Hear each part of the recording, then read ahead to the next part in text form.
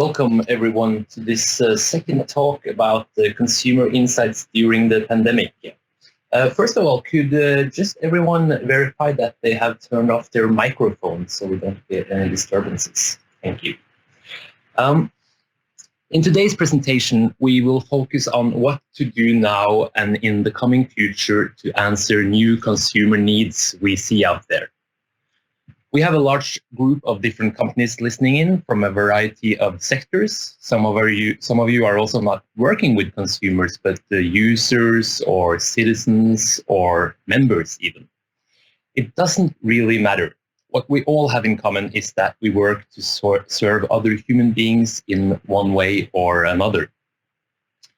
Our main focus today is on businesses, consumers, retail, and products. But I'm certain that this is the most important moment to be human-centric, no matter what our goals or activities are. Being human-centered and answer true human needs is now our way to help people fulfill their needs and, of course, make our companies or organizations survive all the challenges we are facing. We are in the very beginning of this thing. Most estimates say that we will have a possible vaccine probably close to next summer. So it's dawning on all of us that what we are living is the new normal. But this new normal is still settling. We are not sure exactly what it will look like. It all depends on how the pandemic will play out and which of these four scenarios that will hit us. No one knows. The only thing that we can really be certain about is that we are in the beginning of the curve and that moving forward, society, people, and consumption will continue to change. We are talking to a lot of people from different backgrounds, ages, income levels, and life situation.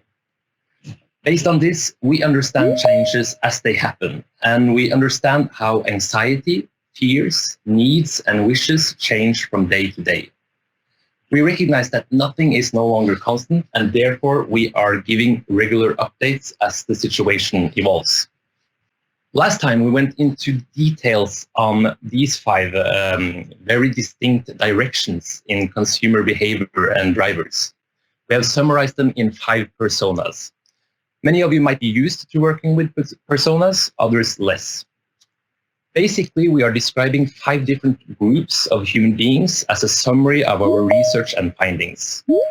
And personas is an excellent tool to understand what drives your consumer and what you should propose to answer those drivers. For those who did not have time to attend the first presentation before Easter, I highly recommend that you have a look at the recording. You'll find the recording as well as a detailed document on all 5 personas in the chat of this meeting. You can also email me, of course, and I will send you the material. What we have seen through Easter is that there is a lot of movement. The personas are evolving. Some of them are accepting the situation, some are showing signs of fatigue, some are more afraid, and some are less afraid. The really important point to understand is that if businesses don't change as fast as they are, we are losing the battle. In 1947, French-Algerian writer Albert Camus wrote a book called The Plague. And there is one observation in that book that I found especially interesting. I'm happy to admit that I had to read it a couple of times to understand it, but this is how I interpret it. The pandemic is still completely shaping our lives and our societies. But we are starting to see hope. And with hope comes nuances. So the pandemic no longer completely dominates our views and what we believe is the right way to behave. We are starting to take other things into consideration. An example of this is that only 3 weeks ago, very few discussed the costs of closing society down. It had to be done.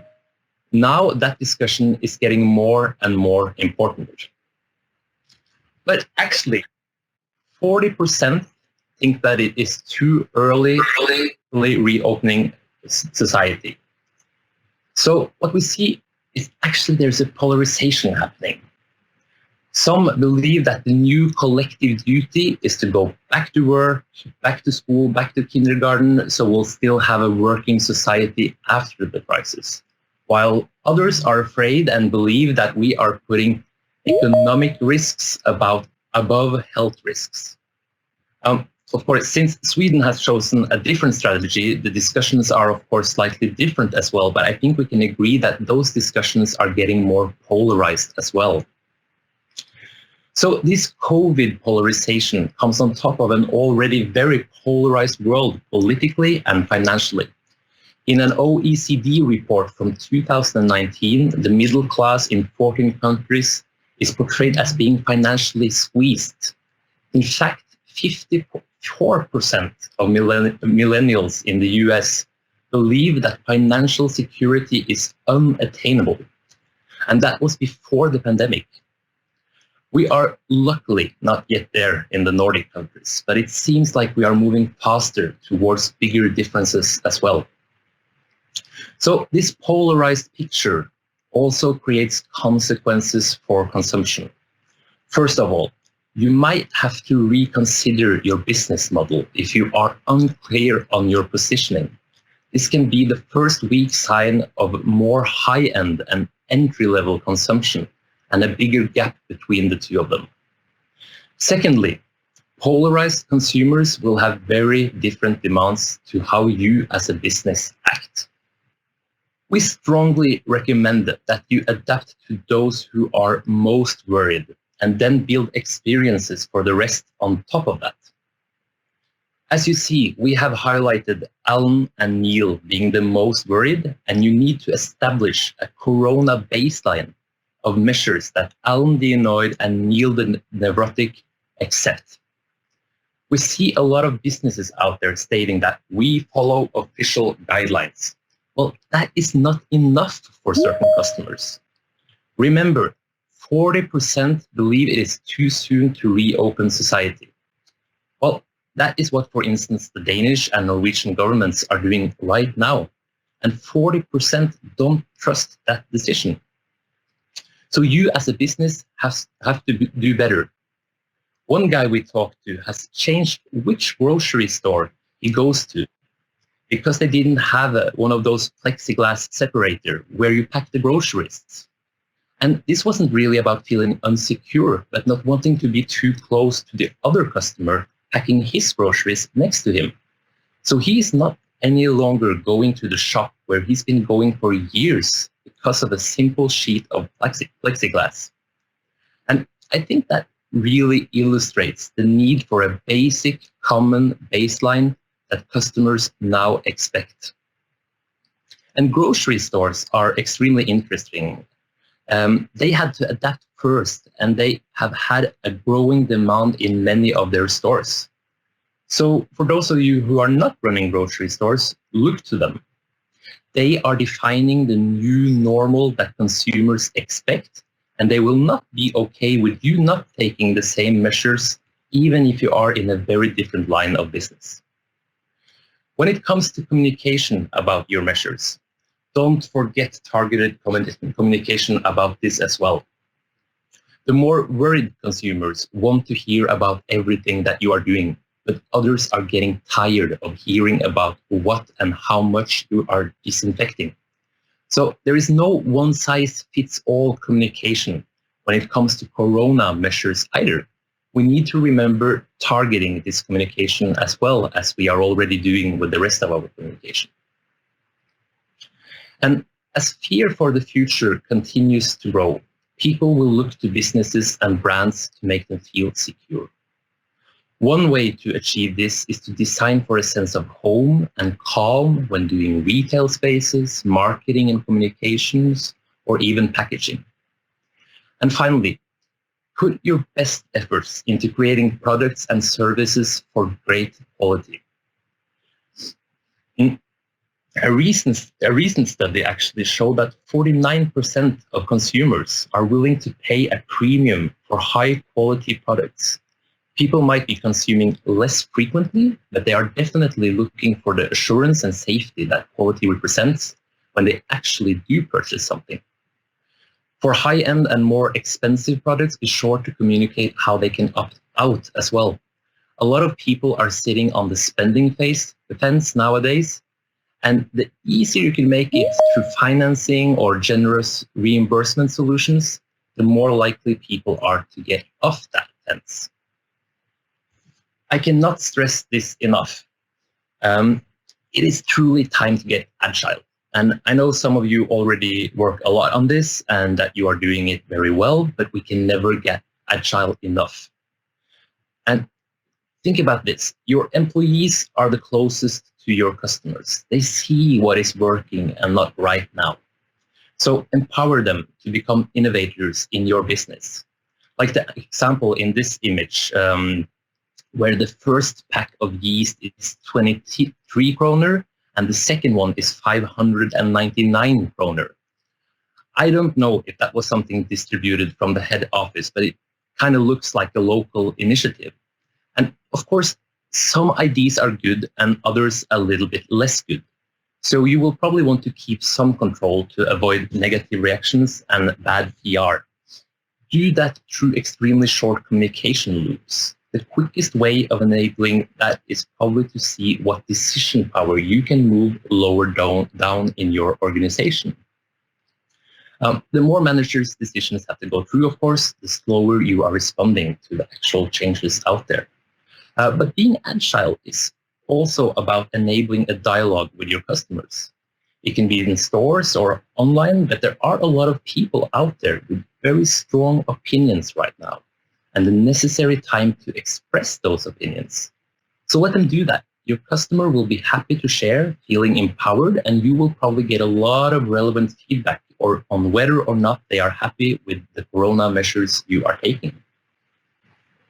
We talked to Hannah the hedonist that went to a store, but she didn't find what she was looking for. So she wanted to leave without purchasing anything, right? Turns out there was a lot of people waiting in line and no way of getting out without getting too close to other customers. So the question then is, do you wait in line for 10 minutes only to declare that I'm not buying anything? Or do you sneak out, potentially offending or worse, even infecting someone? So you have to take control of your physical shops. You have to take control of that space. Define clear rules that you follow.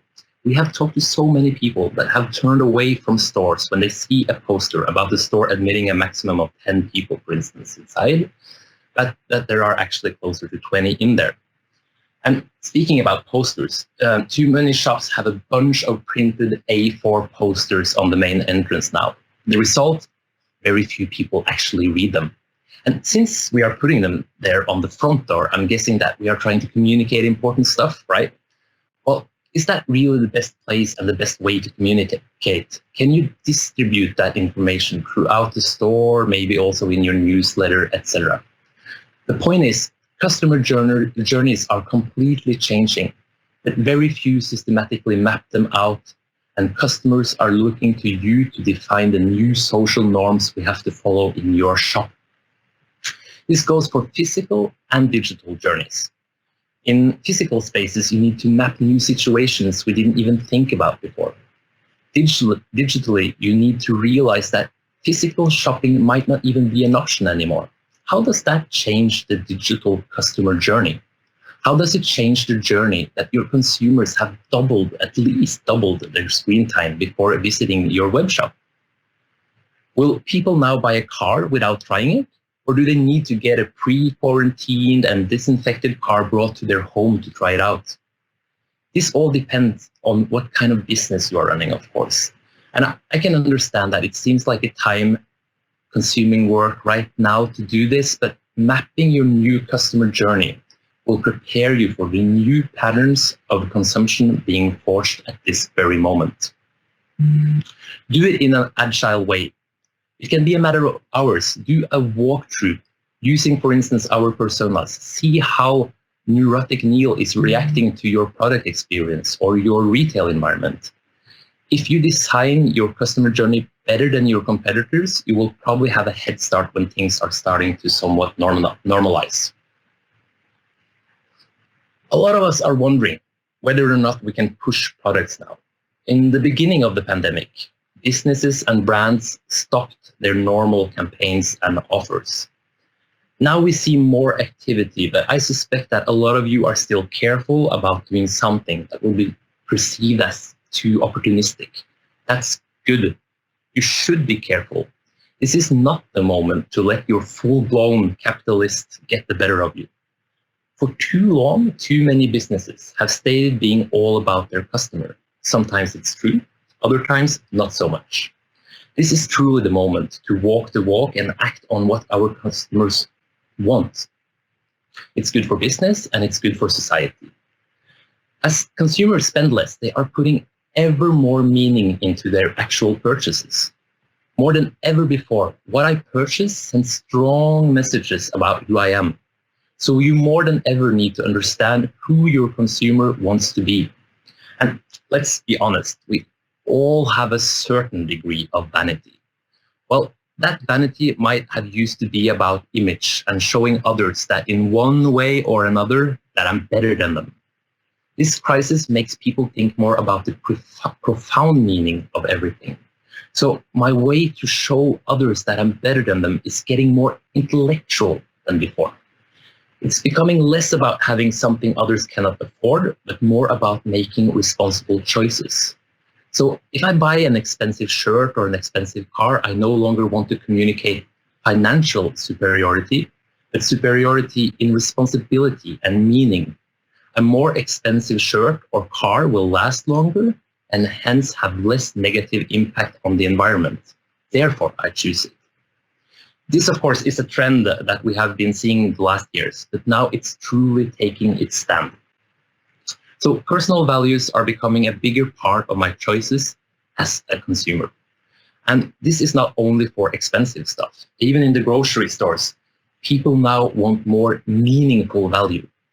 Emphasizing local production, like many are already doing, is extremely powerful. Just make sure you don't stop it when the crisis is over. That can be perceived as quite cynical and harm your brand. Consumers already have a hard time believing that businesses are doing it because of good and not only because it is a simple thing to push right now. So this, I think, is really an opportunity to shape your brand as a humanistic one and show your real value for society. Talk about how you make farmers survive the crisis. Talk about how you bring people to their loved ones. These slightly tacky phrases that we have been putting in our ads suddenly mean a lot more to people than they have done in a long while. Just make sure that you mean it too. So basically, being personal is all about giving people what they want and preferably a little bit more. If you are able to adapt your offer to the situation they are in, they will no longer feel like you are selling for the purpose of sales. And one example is creative bundling. We've seen online grocery stores offer crisis bundling for quick delivery. Why can I not get this elsewhere? One Penny the Pragmatic we talked to wants to prepare her garden for the summer. Why isn't she getting a bundle of garden products and plants to pick up at the parking lot of her local gardening center? So use loyalty programs and data-driven knowledge as well as consumer insights, like, for instance, these 5 personas, to offer something that ticks off all the right drivers at the right time, and you will succeed in having a happy and also a paying customer. And this goes beyond selling. This is really about us understanding our responsibility as providers of products and goods to people. This is the perfect moment to revive customer care at a whole other level than before the pandemic. I mean, drive a bread truck, giving away bread in the morning, or revive the good old milkman, create a clothing pop-up store in residential areas. Whatever you do not forget that people are vulnerable right now and in the need for real customer care. So make sure your people smile at them in the door, especially if you have installed security there to control the number of customers in your stores. As I said in the beginning, this is probably how we will be living our lives, maybe until next summer, more or less. You have time to create a Corona guide to good customer service, and I promise you, your customers will be even more grateful for good customer care and service now than ever before. The image here is taken from store.co. If you don't know it, go to their webpage and have a look. They take personal all the way, enabling anyone to become a shop selling renowned brands. Feedback is that people prefer buying through such a channel because it creates trust, and you know that you're helping out someone that you know. So living like a star is personal taken to the next level. This image is from a cinema proposing private screenings for one family at a time at normal rates. It's probably a horribly bad business plan, but it creates loyalty. It shows that this cinema cares, and I feel quite certain that while doing this, they are also stealing customers from Netflix when the crisis will be over. These kids will never forget that magical afternoon all alone in the theater. So what can you do? Is it priority shopping for people at risk, or priority delivery for health workers? What about opening up your factory to show one family at a time how your product is really made? We are living in exceptional times, but this is also the moment to give people exceptional experiences. You've already heard consultants and others talk about AR and VR 100 times. Well, brace yourself. I'm going to talk about it as well, but the difference is that this is it. This is the time to try it out.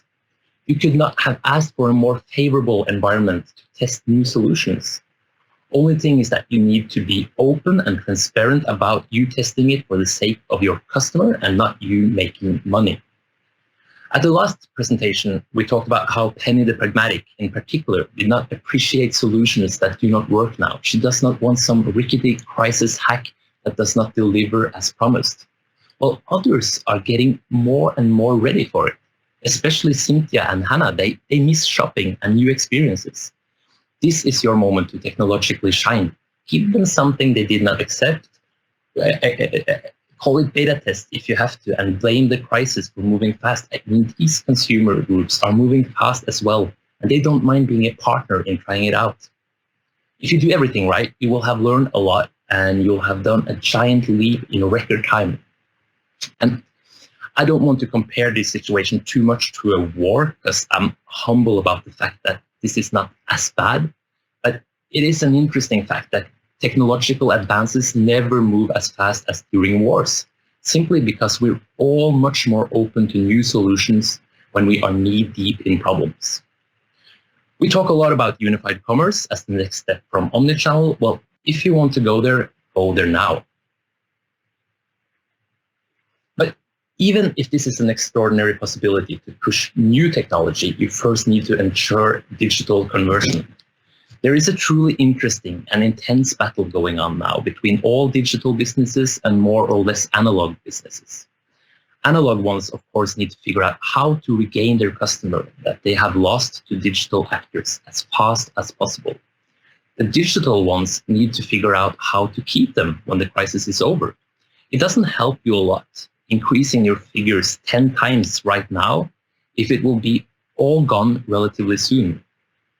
So we've been talking to a lot of people, usually a little bit older consumers, 60 plus or so, that have used digital grocery stores, digital pharmacies, or other web shops for the very first time. And we found a lot of interesting insights while talking to that group. Most of them say that they will go back to their usual analog shops and brands when all of this is over. Why? Usually it is about the human contact that they now miss. So how can digital providers create that human touch they are missing and thereby increasing the chance of their newly acquired customers staying? Well, be more human. We've had an example of one Neil the neurotic not getting the pack of crackers he had ordered. He was promised a replacement, but didn't get this one either, so he was supposed to be reimbursed. Well, the after-sale service that he met was not at all adapted to him. It was too digital. So how can you remedy this? Send a mail or call, say that right now you have a lot more customers than ever before and you are doing your best, but unfortunately you simply fell short. Please accept this complimentary gift or something as our excuse. According to the people we talked to, it's that simple. Be humble, be human, and you might just keep these people digital. Another thing a lot of people have mentioned is the lack of impulsiveness in digital shopping. This is mainly due to the lag between ordering and receiving. In the picture here, you see an example that I really admire. It's not easy to copy in the Nordics, but it's a good benchmark to aim for. Some of you surely know it already. Checker 6060 in South Africa promises that you will finish your shopping in 60 seconds and then receive your order in less than 60 minutes. Once again, this is the moment to test concepts that you probably wouldn't even have dared to think about only some weeks ago. And even if you're not able to ensure that kind of ultra-fast delivery, maybe you can make the last mile more impulsive, more human and fun. What about offering a last mile menu where people can add something from a standard selection to their delivery within, for instance, the last 20, 30 minutes before the doorbell rings? That isn't very complicated. Just fill the truck with some extra stuff and create a whole other experience. I assure you, given the situation we're in, that's probably one of the most exciting things that will happen to your customer that day. What's also very interesting when we question people about their digital conversion is that they don't really know about the possibilities. We talked to a lot of people. For instance, one lady, she was also preparing for summer in her garden, and she just checked her normal gardening center. Did they do delivery? Well, they didn't. So she just stopped and she said, okay, so there will be no flowers this year. But there are dozens of options that could have delivered it to her. But she just stopped there. So I think also digital players need to team up, show the magnitude of what they can offer, to be serious, to have this group also after the crisis, and that they don't just go back to their analog habits. Getting these consumers back to your physical store is more complicated right now. And be aware, the longer they do their shopping online, the more likely they are to remain digital. However, it is absolutely doable to get them back to your physical stores. It's all about a combination of all the points we've been talking about earlier. Create a Corona baseline and communicate clearly about how it works. Create adapted offers of high quality and explain them how your new customer journey answers their needs. Their wish is to return to you. You just have to make it reasonable and prove to them that you take them seriously. Physical retailers and service providers, they don't need to worry about the last mile, but going the extra mile. Okay, everyone, this session is coming to an end, but I want to say a couple of last things before we hit the 8:30. We are giving you a general overview. Of course, things will differ from sector to sector. It is, for instance, very different to be a product brand or having grocery stores or selling cars or being in banking. And maybe you have a customer base of more worried customers, or customers look as much as possible of the whole situation. And we are collecting a lot of insights right now. And we will be happy to discuss this in more detail with you, and of course, as a complimentary service. As I talked about, this is the moment to excel on customer care, and we definitely want to follow our own advice. So if you want to talk to me or someone else in our insights team, please just send me a mail and we'll find a time to talk more into detail about what this means for your business. Or if you prefer, we would love to hear from you right now. What are the questions you are asking yourself, and how to address your consumer needs? Just log on to this to menti.com, enter this code, or you can scan it below, and let us know what you would like us to talk about next time. We will go through all the questions and inputs and include as much as possible of it in our work until next week. So we will be back on next Thursday on the 23rd of April with the latest update. In the chat, you will find the complete details on all 5 personas, recording from the last presentation if you missed out on it, the link to menti.com to let us know what you would like us to focus on next week, and our contact details. So thank you very much for tuning in. It's a real pleasure to share these findings, and we hope that it can help you better navigate your business through this crisis. Thank you.